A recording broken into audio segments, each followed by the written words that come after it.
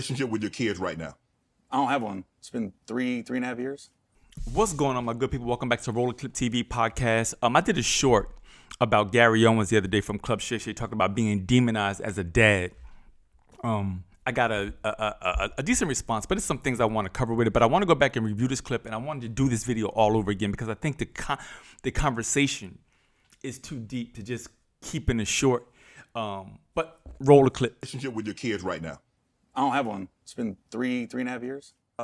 When kids are little, they idolize their dad. Mm-hmm. And then when divorce happens, they demonize them.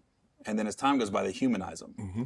Clearly, I'm in the demon stage right now. But it's just been so long that I got to sneak around to try to just lay eyes on them. Like when the Bengals went to the Super Bowl, right? Mm-hmm. I got tickets. So I texted both of them because when I call, they won't answer. So I got a text. And sometimes they respond, sometimes they don't.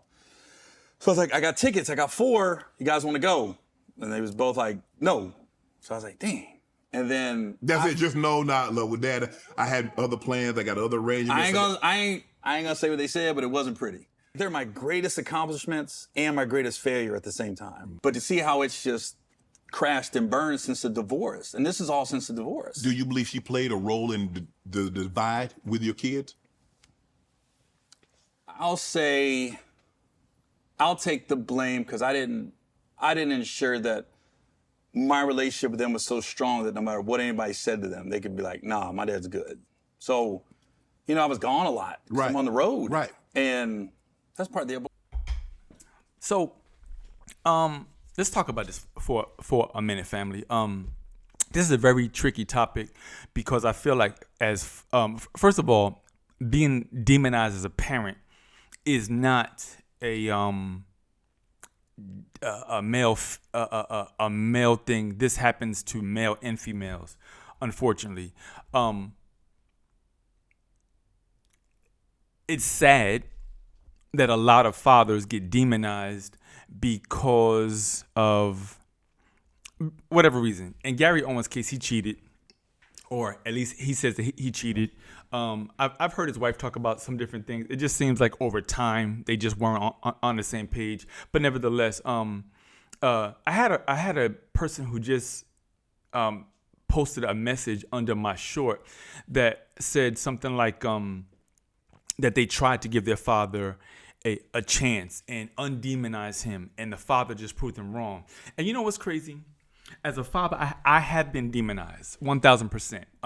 I have been demonized 1,000%. And what happens in this demonization process is some of the kids, and I'm not going to talk about all. And so when I talk about this, it's some. It's not every situation. Every situation is different. In some cases, the child is with the other parent, I'm going to say, because sometimes it's dad is doing the polluting, and sometimes it's mom is doing the polluting. And they try to, they project their hurt and their pain and the thing that they can't stand about their husband or wife.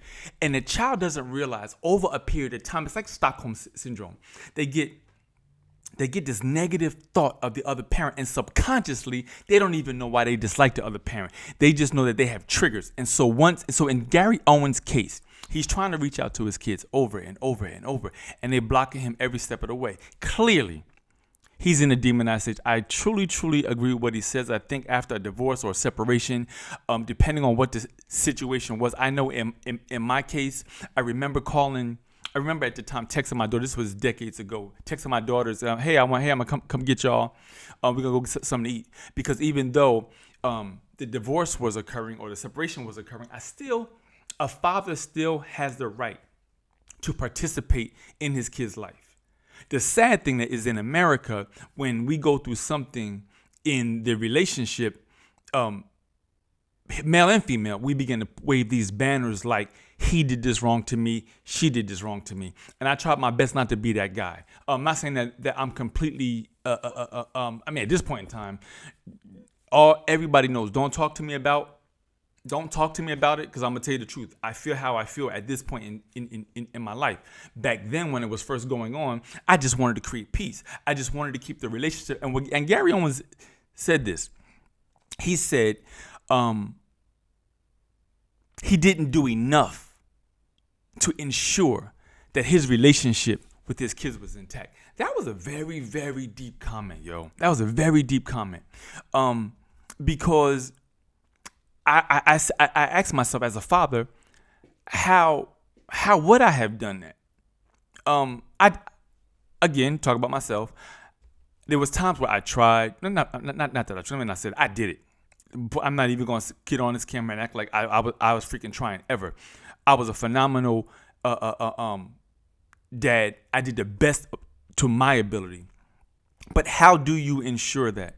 I have a friend that's going through a situation right now where he's trying to contact his son, and his son is in his 20s now. He provided, he was there, but because the relationship got so toxic between him and his ex, now the son just kind of sided with the mother because the son was there seeing her cry.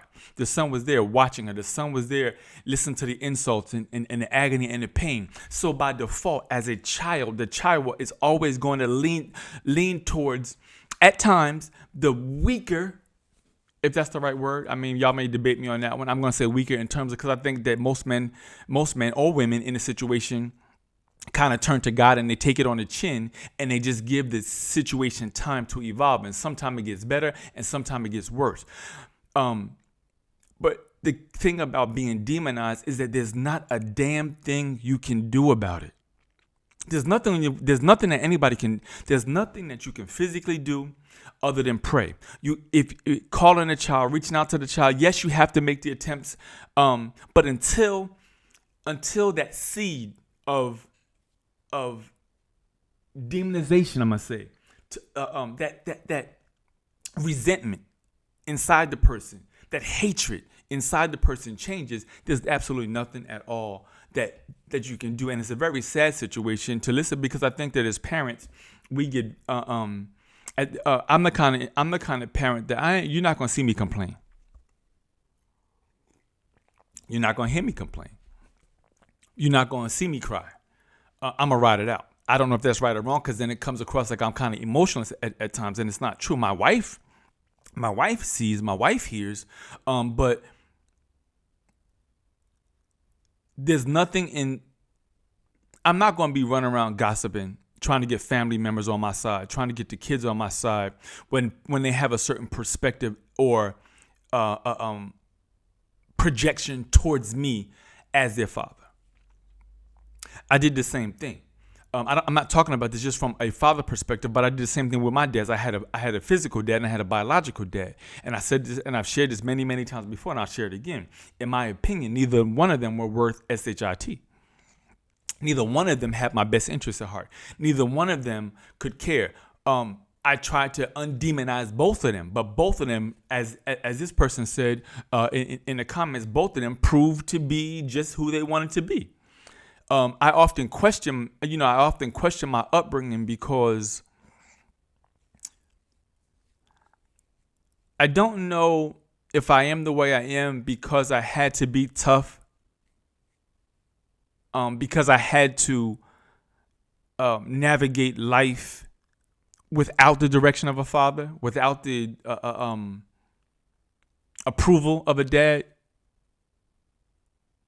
My sons, while we may not always be on the same page, and I say sons because I have three of them, one biological, and I don't like saying the word step, but through marriage, my other two sons, and we've hit bumps in the road along the way. One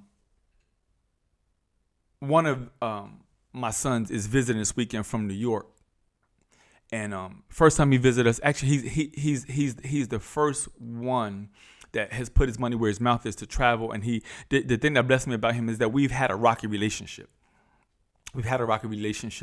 But time, my wife just prayed. My wife was the individual that was demonized, and so me and her share this commonality, right? But she just prayed. She gave it time. She prayed in years. And I'm not saying this didn't happen overnight. This took years and years and years and years and years, right?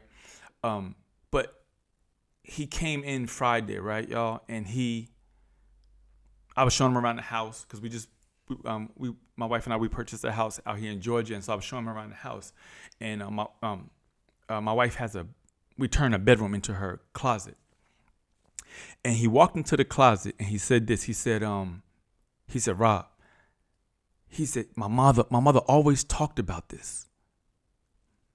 I said, what you mean? He said, yo, he stopped. He said, man, he said, thank you for doing this for her. Can I tell y'all that blessed me? Because that was the moment, to me, I became undemonized to him. I mean, he's evolving, he's changing, he's killing it. He's he's doing his thing. Actually, all my sons are doing their thing. Not taking nothing away from anybody. I'm talking about this experience because we're talking about being demonized as a parent. And there was a point in time in our relationship where I was that guy. Not because I was mean to him. It's just because I came into his life when he was a teenager. I was set in my ways from raising my kids. I was very strict. I've always been a strict person. But I always had the best intentions. Unlike my fathers. And see, I guess this is the slippery slope, y'all. Is when you undemonize a parent, mother or father, who is trying to be better, trying to do better. When I think about my biological father, he was never trying to be better. When I think about my stepfather, he was never trying to be better. There was never a situation where either one of them would pick up the phone to call or have a conversation, where they ever wanted to have a conversation with their son. I talk to my sons. I do my best to talk to them. And I say I try my best because I'm human. I miss the mark. Sometimes I overreact. I'm a clear overreactor. I got a little bit Asperger going on in me, so I clearly overreact. I react to situations. Sometimes in that reaction is detrimental, which causes which can cause or has caused a lot of friction in my lifetime. I'm just being honest. But even when it comes to my daughters, my heart and my soul is that everybody becomes better. My wife and I have had this conversation 1,000 times. My ultimate goal is that we always become better. But in a situation where a certain mother, father, uncle, brother, sister has I'm saying the word demonize on purpose, who has demonized you as an individual, there's very little you can do other than pray and be consistent in who you are, be consistent in growing, be consistent in elevating your life, elevating your potential. And in Gary Owens' case, that's it. Listen, when you start dealing with adult kids who have their own life, who have their own mindset, it ain't a damn thing we can do about that, y'all. It's sad. It's sad. And a lot of men and I say men because I feel like men are more demonized because at times we do more stupid shit. I have grown and I have matured. And I love my wife. I prize her above everything. And so the older me could give the younger me some advice. I'm not saying the situation would have turned out any different. I don't think it. No, I know it wouldn't have. But now I understand what brothers. If you're going through this, the older you get, you understand there's certain things that you just got to cut out your life. Listen, anytime me and my boys get together, ain't nobody at no damn bar no more, at no club no more. My quiet space is the home my wife built for me. That's all I want. That's all I want. That's all I want, us to chill and travel. That's it. But it took years of growth and elevation and asking God, help me rearrange and change. And so in me doing that changing, y'all, I got to let go and trust God. I had to let go and trust God. I wrote a blog back, I think in the early 2000s called No More Pancakes. It was back when I was a kid. I used to cook a lot on Saturday and Sundays, right? And I'm taking my time with this, y'all. It's a podcast. I used to cook a lot.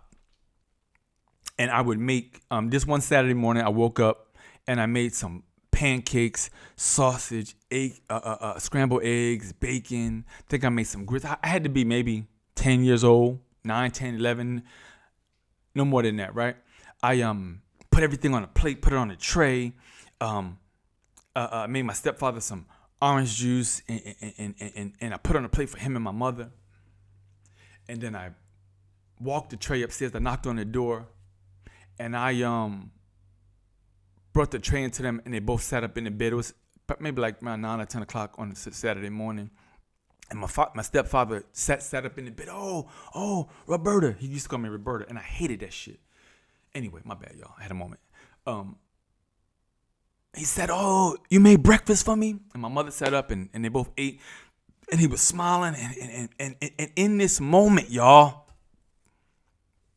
I felt accepted. I felt approved. I felt loved for that moment. And I felt like, well, maybe I'll have a dad now. Maybe, a dad.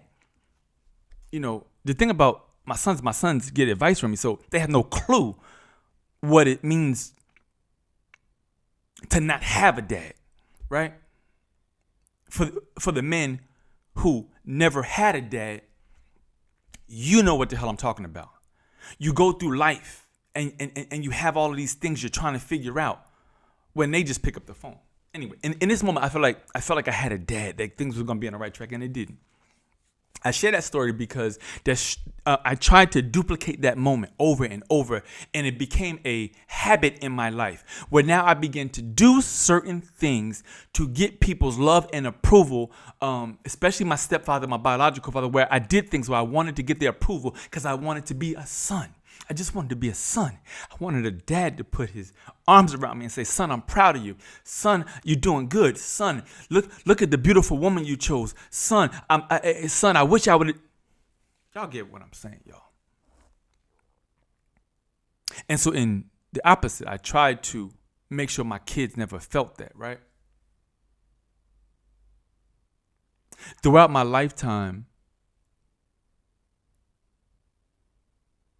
most of my biological family have no clue where I ever lived. Not because I was invisible. They didn't care to visit for whatever reason. I said this before, I'll say it again. I was kind of always a black sheep. I think at 50, I'm about to be 53 in a couple of months. I think at 53 years old, I've kind of accepted that, right? I've kind of accepted that. And so sometime within this demonization process, because I am a black sheep, I kind of wear it. And I think maybe that aura, I guess your kids can kind of sense. And it's not that you trying to be a black sheep towards them. It's just that in and of yourself, you've had to deal with being excluded so long that you deal with things from a perspective of, okay, I'm good, I'm gonna be strong. Whenever y'all come around, when in some cases some of them may want you to pick up the phone and call. And I've always tried to be consistent. I've always tried with family. I've always made the first phone call, made the first apology. I've always been that guy because I was always looking for love. I was always looking for acceptance. I'm okay. I'm good now, y'all, because my wife and I just have this. We have this thing, y'all, where I can be at peace, right? And it, anyway, before I get sidetracked. So because I always look for that, it became a habit. And so I began to do certain things, and it never, ever worked. It never worked. And so on the other side of the coin, I made sure I visited all my kids' homes for the most part. I wanted to be involved because my mother, my father's never, not one home have I ever lived in. I'm saying home in terms of because throughout life, especially when the kids were younger and getting evicted and all this other craziness, I am now settled. And that was always very important to me because in this demonization as a father, as a man, I was trying to show, hey, look, I ain't that bad. I do care. Now, I'm going to tell y'all now, it hasn't worked out. But I did make the first attempt. Because as this individual was saying, they try to take their father out of the demonization. The thing about this whole thing, y'all, and I'm rambling, is that until the individual changes, sometimes this thing is so subconscious that you just act out and you have no clue you're even doing it. until the person is on their deathbed. And then you start having all these memories of, oh, he tried. Oh, she did this. Oh, she loved me. And I love the fact, like I told you earlier, my wife's son who's visiting, he said, I just want to chill with y'all. That blessed me when he came in. He wasn't on his phone, text messaging a bunch of other people. You know, he just took the moment, spending time with his mother, getting that quality time in.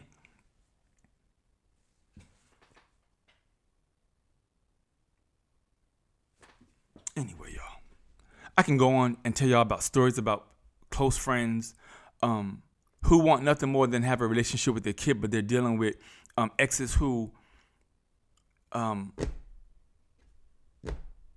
just don't want to deal. Y'all,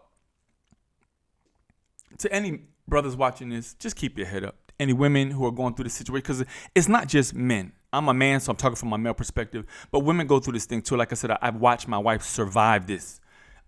Strong. It's sad. I guess that's all I'm trying to say. There is no conclusion to this until somebody's heart changes. There ain't a damn thing we could do about it, y'all. But I wanted to do this video because it's a real thing. People are really suffering. They're trying. Listen to you. I'm gonna wrap this up. So I told you about my stepfather, and I tried. My last memory of my biological father is that when I was 18 years old, I went to go stay with him for about a month. I was trying to get myself together, and he was with his then fiance, girlfriend. They were together for years. Long story short, y'all. I came home from work one day. My father was sitting out. My biological father was sitting outside on their front stoop, and he had boxes in his suitcase. And he looked at me and he said, "Come on, son, we can't go inside." So his then fiance, my biological father passed away years ago. He was 52, I believe. I'm 52. So that was years ago. But I remember this. And so we got in the car, and I didn't know where I was going to go. He said, "Come on, take me to my mom's house and in Elizabeth, and we'll just go there," right? So I'm driving. He's quiet. He didn't say anything. Just driving. I'm thinking, okay, we'll go there, and then I'll go to work, and I'll start getting myself together, see what my next move was, right? And so he got out the car. It was about this point. It was dark. It had to be about 7:30, 8 o'clock. He got out the car. He said, "I'll be right back." He walked inside his mother's house, came back out. He popped the trunk to get his suitcase out, walked around to the passenger side window, and he said, "Okay, son, take care. Let me know when you get yourself together." And walked in the house. That was it. The next time I heard from him, I think I saw him once or twice after that. Is when I had kids and they were little. They had like 3, 4 years old when I took them there. It was in the dead of winter time, and just so he can see them. Me always trying. That pancake shit again, y'all. Trying. I dropped them off. I said, "I'm gonna run to the store, Dad, be right back." I came back around the corner, and he still had these 3 little kids in the freezing cold on the porch because he didn't want to take them upstairs. And then I never saw him again, y'all, until the funeral. I say all that to say there's certain life experiences that shape and they form us as men or women. And your kids and people, your family may not understand you. Like the reason why I'm the black sheep at times is because I don't explain myself to people. I don't have to explain myself to people. I live the way I live. I do what I do, and I'm confident in that. But I mean nobody no harm. It's just that my business is my business. But all of my traumatic experiences have got me to the point where now I come across as just strong. So I guess people think he's good. We don't care. He be all right. When as a man, y'all brothers, y'all know, you still feel it. Mothers, you still feel, you freaking know. Your family holds all of your mistakes over you from the past, and you can never outlive it. Nobody wants to get to know the new version of you. I said all to say, I understand the demonization stage. You can't, unless we are all willing to change our hearts, our souls, our minds. There's not a damn thing we could do about it, y'all. Anyway, I hope this helped. I hope sharing my story did a little something. To whoever watches the video. It's a topic that is very near. I think I'm actually going to do a part 2 to this one. I would love my wife to get on camera because she has a whole different testimony and story. So our life, my wife and I, our life is beautiful. And I remember she said something to me. She says, it's sad because in this demonization stage, there's so much richness on this side of the fence that the kids or family members who can't shake that resentment and hurt towards you, they miss out on the new version of you. And that's the thing. So if you're a kid watching this, you're a child watching this, and you see your mother or father trying, give them a break. If they ain't trying, all you can do is sit back and watch, But let me know what you think about this video. Let me know if you have a similar testimony. Thank y'all for checking out Roller Clip TV. I'll be back with another one. Peace. Bye.